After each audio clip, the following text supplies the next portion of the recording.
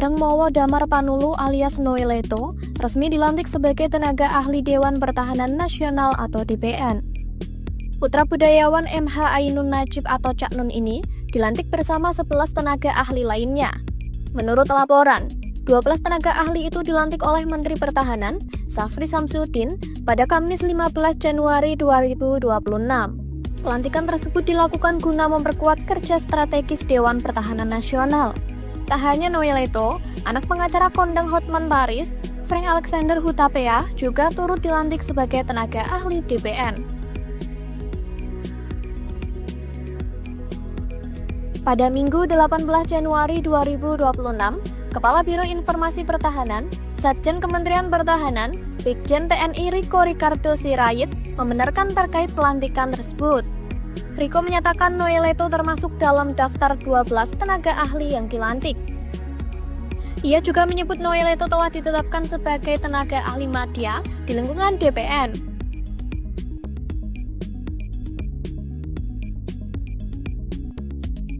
Riko menambahkan, Noeleto akan bertanggung jawab memberikan masukan, kajian, dan rekomendasi sesuai keahliannya.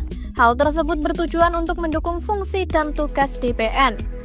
Tak hanya itu, kontribusi Noeleto juga akan difokuskan pada pemikiran strategis lintas disiplin.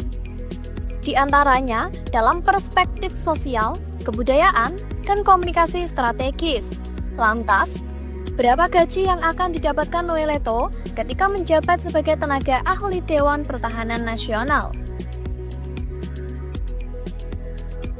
Gaji Noeleto sebagai tenaga ahli madya DPN telah diatur dalam Peraturan Presiden Nomor 202 Tahun 2024. Berdasarkan Pasal 32, tenaga ahli madya berhak menerima hak keuangan dan fasilitas yang setara dengan jabatan pimpinan tinggi pratama atau Eselon 2A. Sementara ketentuan gaji Eselon 2A telah diatur dalam Peraturan Pemerintah Nomor 5 Tahun 2024 tentang perubahan ke-19 atas Peraturan Pemerintah Nomor 7 Tahun 1977 tentang Peraturan Gaji Pegawai Negeri Sipil.